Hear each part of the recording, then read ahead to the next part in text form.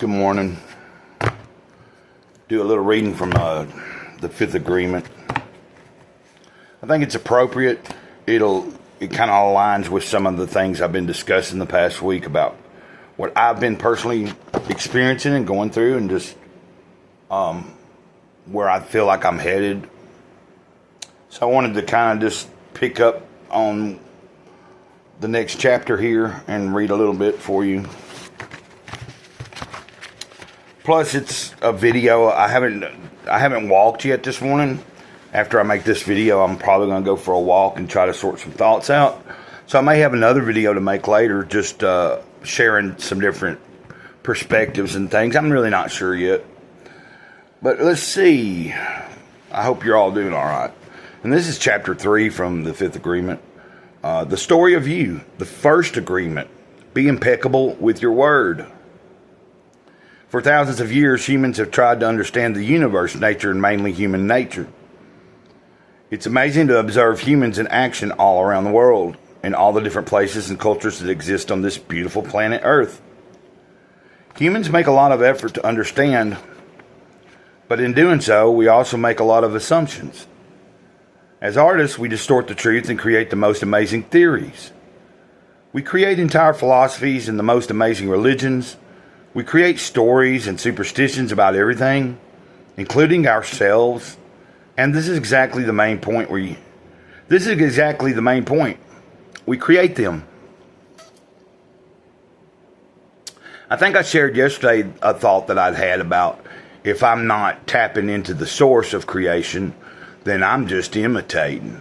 Like I'm not procreating, or I'm not creating, or I'm not co-creating. Now I know what procreating is, but you get what I'm saying. I'm not actively participating in creating. I'm just imitating if I'm not directly getting my creativity from the source, you know. Anyway, the spark of life.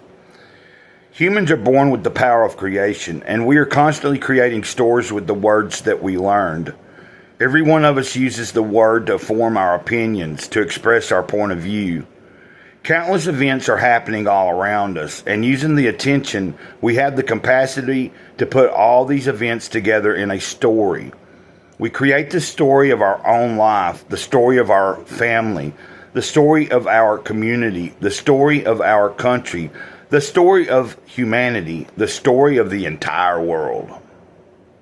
Every one of us has a story that we share, a message that we deliver to ourselves and to everyone and everything around us. You were programmed to deliver a message, and the creation of that message is your greatest art. What is the message? Your life. With that message, you create mainly the story of you, and then a story about everything you perceive. You create an entire virtual reality in your mind, and you live in that reality. When you think, you're thinking in your language. You're repeating in your mind all those symbols that mean something to you. You're giving yourself a message, and that message is the truth for you because you believe that it's the truth. I'm going to stop right there. I think there's, plenty more pages. That's just chapter 3, and we're just delving into it. But I had a question. I thought when I read this to myself, I thought, how do I end this? And I thought, well, we wrap the video up by saying simply, what is the story of us today? Like, what is the story of Gray Cloud today? What is the story of you? Is it going to be, are you going to write a good story for yourself today? Or are you going to write in a bunch of misery and pain? I don't know. Of course, sometimes we have days that are not that great, or we perceive them not to be that great. Trust me, you've seen me share about the times that I'm struggling and the times that I go through. It happens quite often. I think it's a part of life itself. It's just a part of the cycle of how sometimes it's going to seem like everything's running just right and smooth. And sometimes it's not. Unfortunately, we have to deal with that type of emotion and feeling also. And I say unfortunately just because it's not a good feeling when we have to go through those moments where we may be doubting ourselves. We may be doubting what it is we thought we believed or we think we believe. But remember, doubt is not always a bad thing either. Doubt can reinforce your faith in whatever it is that you have faith that you're striving for. And I just say it that way because faith for some people may not always mean something religious or spiritual. Some people have faith in things that are not even remotely in that area. I mean, look at what just happened over the past 5 years. A lot of people had faith in science, and how did that work out? You get what I'm saying? But, I don't fault anybody for maybe, especially anybody that at some point maybe can come to the realization that maybe they weren't completely right about anything. I think sometimes in my life I'm finding that it's not all, like for me, I don't have to be right about everything. And if I know I'm right about something, I don't have to argue with people about it either. You know what I mean? Like the people that I was kind of concerned with, like the few times that someone will come into a Jesus Calling video and make a comment about why it's not this or that and it's not biblical or this or that, or if somebody comes in and wants to make a judgment about on something or whatever, I'm learning it's better. Like, I don't have to respond. I don't have to think about it. I might read it. Everybody's entitled to think whatever they want, but like if I know something to be true, I don't have to fight so hard to make, because no matter how hard you try, most of the time, most people ain't really that concerned with it. Most people have the truth right in front of their face and really don't even see it. So you can talk to them till you're blue in the face, and if they're not in the right mindset, in the right place in their life, they're not going to accept it. No matter how much you know it to be true. I feel like it's a waste of energy sometimes trying to prove everything to everybody or trying to prove something to everybody. And I think I said this past week. I think if I'm trying to prove anything, it's more to myself. That I can still do this. I can accomplish what it is I need to do. That I don't need to give up. And I was talking about this yesterday in a live stream, and I want to share this briefly in this moment in this video. Maybe my accomplishment is this right here.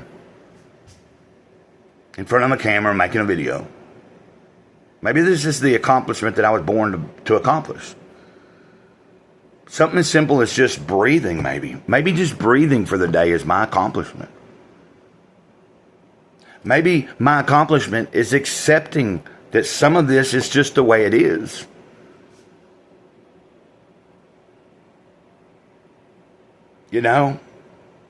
I can want to change things all I want to, but until I'm actively staying in the moment and changing myself as each moment comes and letting myself evolve naturally and go with it, then there ain't no change that I can do outwardly. So it doesn't matter how many videos I make if I'm not actively changing within myself and actually questioning myself, then none of this that I've been doing over these past few years for the YouTube channel really was relevant. But I see that it is relevant because it does give me something to do every day. It gives me interaction. I do enjoy the people that come and comment in the comments. I enjoy the people that come to the live streams and talk to me in the chats. I'm trying to get better at doing a stream, streaming. I'm trying to learn that to just let it flow. Don't worry about if there's any eyeballs on me or not. Just start and go.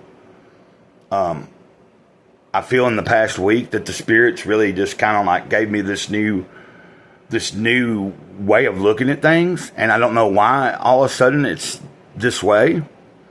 But I'm not really questioning it. I just am going to enjoy it while it's there because I am realistic. There's going to be another day probably hit where I'm not always feeling on the upswing. But those will be the days I'll need to rely more on what it is that's always guided me and helped me. Those are the days that I have to reinforce that faith and that knowing that I know something. Like, no matter how many words I say or whatever I do or whatever, I can't touch you and make you believe it. I can't tell you and make you believe it. That's all up to you, you know. And it's like, I would even ask someone that's watching this, question yourself on any of it. It's through questioning that we come closer to understanding maybe a little bit. And then sometimes we come to point, or I come to points where it's no longer any more questions about certain things. And I wish that for everybody, where like maybe you don't have to question certain things in your life and you're able to just go about the day more fruitfully. I don't know where all that came from, really. I do. I know that was Gray Cloud talking, but it was also something else moving through me at the moment. Like right now when I'm saying these words, I'm consciously aware that it's me and something else. Like it's like a dual, like kind of a combination right now. You're getting like, I don't know how to explain it other than you're just getting a straight, it's coming right out and I'm hearing it being worded in a way that it makes sense. So those are the moments when I know, oh, that's not all Gray Cloud there. That ain't all of my doing. Because I know when I'm trying to put the words out and I'm thinking too hard about it, I'm usually having to hit stop and record and stop and record. I'm fumbling. You know, if you see me in a live stream and I'm doing that, that's when I'm trying to do it too much. When I'm in a live stream and things are just going like this video's going, that's when that spirit's flowing, you know. And I really am starting to capture that idea.